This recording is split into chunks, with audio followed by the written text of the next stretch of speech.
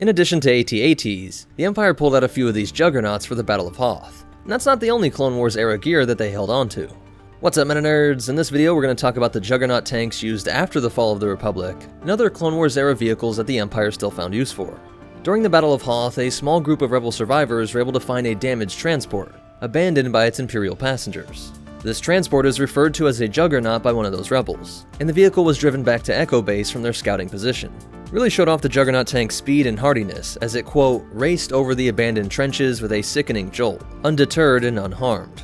This wheeled vehicle is a clever fit for the snowfields of Hoth, as its large independent wheels would allow it to stay fairly level, and would prevent rebel snowspeeders from dealing too much damage to it.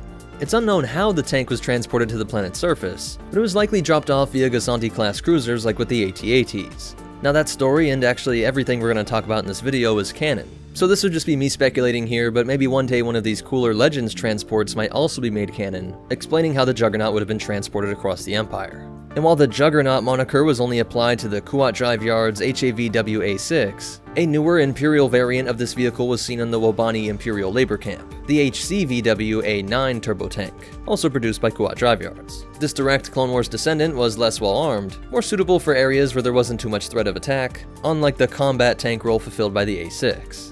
Now, Arthana Heavy Engineering was a subsidiary of Kuat Drive Yards, and they gave us one of the most important ships of the Clone Wars, the LAAT gunship. They would also make the LAAT Law Enforcement Patrol Transport, which was used by the Republic as a police cruiser, and you can kind of think of it as the LAAT-I's little brother.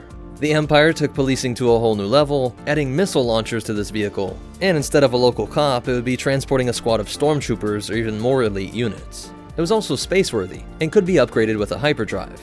This vehicle could both deliver the troopers and then provide them with some powerful air support. But it was not only Republic vehicles that the Empire repurposed. When available, they took from the Separatists too. An Imperial assault tank seen on Simoon 1 bore great similarities to the Droid Army's AAT, most likely being a refit of the defeated Army's main battle tank. And the Empire was even known to have utilized advanced Umbaran designs, on occasion using the Umbaran mobile heavy cannon. This artillery walker was nearly indestructible, but due to the cost, expertise, and who had to build it, they were used in very limited numbers, only rarely being seen on battlefronts during the Galactic Civil War. And as you might expect, it wasn't just ships and vehicles, but the Empire also found uses for Republic weapons. The Z6 rotary cannon, a well-known weapon of the Clone Wars, found use in both the Stormtrooper Corps and the Imperial Army. In addition, the RPS-6 shoulder-mounted rocket launcher, used by both clones and Magna Guards, was still the go-to long-range infantry explosive for the Imperial Stormtrooper Corps. And of course, in those first couple years after the transition, we even see some use of things like Venators and V-Wings, most notably with Thrawn in the early years of his career. Using just a primitive trap, he was able to bring down a V-Wing. The Imperial troops that are hunting him are still wearing clone armor, and he sneaks on board in an Imperial Venator. So in this cool transition time, it was an Imperial Venator with Lambdas and V-Wings in its hangar bay. And later we even see Thrawn repurposing some Separatist droids, like Buzz droids and Droidicas, and he would end up fighting Vulture droids that were repurposed by rebels.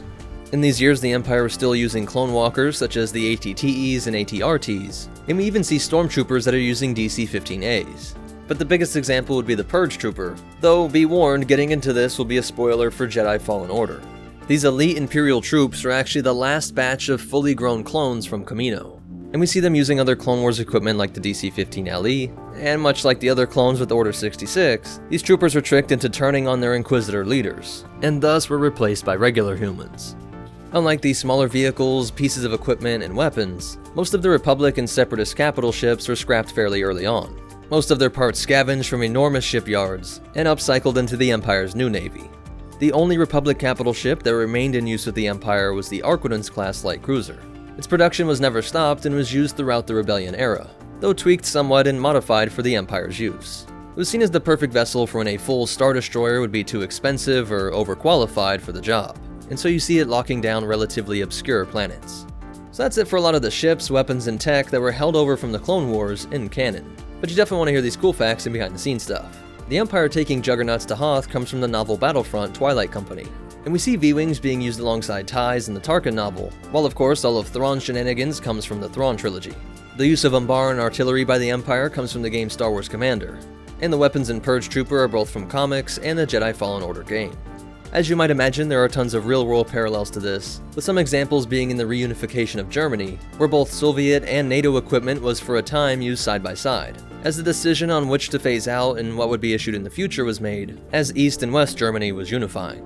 Should also be noted that a Juggernaut being used on Hoth is very appropriate, as early concept art for that battle featured large wheeled tanks rather than the walkers we saw in the final film.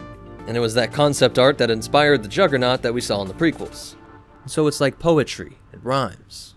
But that's it for the Clone Wars era holdovers in canon. If there's any big ones we missed, be sure to leave them in the comments down below. If you want to connect with us on social media, find ways that you can help support this channel for free, or check out our Patreon and PayPal, be sure to check out the links in the description. Special shout out to our supporters over on Patreon. But most important of all, remember, if it ain't broke, don't fix it. Unless it's a Venator, in which case it's too dangerous to be left alive. And the Force will be with you. Always.